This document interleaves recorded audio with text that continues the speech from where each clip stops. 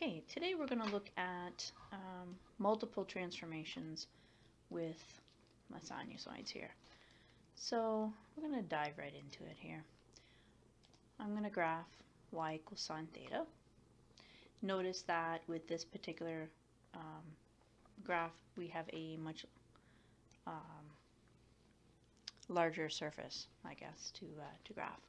So 0, 0 is still here. Sine has maximum at 90 and minimum at 270 and zeros at 180 and 360.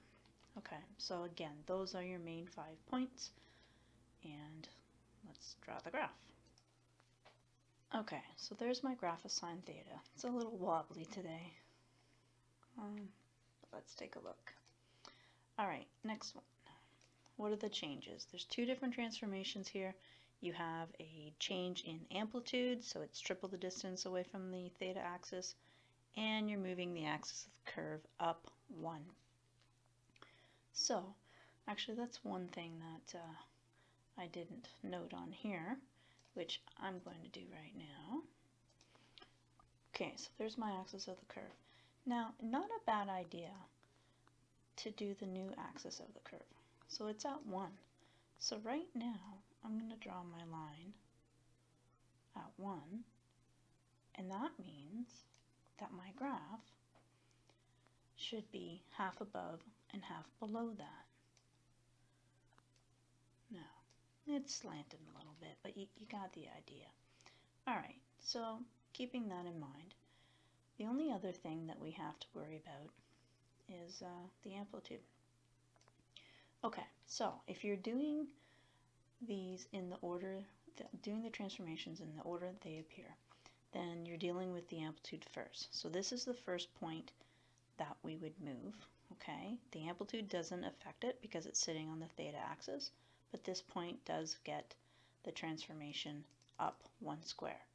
And again, I am going to circle my point. I should have circled this one too, my start points. Okay, so basically now we know that's the start point, and just by looking at this graph here, everything else is the same. We've shifted it up, that's the start point, but it starts and ends in 360 degrees with the same markings, right? So technically it's going to hit 180 here, and it's going to hit 360 here. It has its high point halfway between the start and 180, so the high point is going to be here. Now, it is an amplitude of 3, so 1 unit, 2 unit, 3 units, so it's going to be way up here, and then halfway between the middle and the end, it hits its low point 1, 2, 3 units away from the axis of the curve. So there's your basis. Let's see if we can get it all on the screen. Okay, so there's my graph. Again, it's a little wobbly and it's so much easier doing it by hand, but you got the picture. It's definitely an amplitude increase. You've shifted the whole graph up and you've defined your new axis of the curve, and everything looks good. Alright, so let's take a look at the next graph here. Let's do this one in purple. This one says you have an amplitude change of 1/2, so it's a compression, vertical compression. You have a reflection in the y-axis, and you have a period change because your k value is 3. So your period here, now I don't have a whole lot of space here, but let me write it. So your period would calculate to be 120 degrees. So once we know the start point, everything else falls into place. So let's take a look. Now, the amplitude isn't going to change on this particular point. The reflection makes no difference, and the period length makes no difference. So guess what? This is our start point. Alright, so we know we have a period length of 120 degrees. So 30, 60, 90, 120. So within these 120 degrees, you're going to have one wave. Alright, so halfway between start and end, the sine wave hits the theta axis, or well, the axis of the curve, which is the theta axis here. And the reflection here, the reflection across the y-axis tells us that it's going to go, it would go up first here, so that means it's going down first here.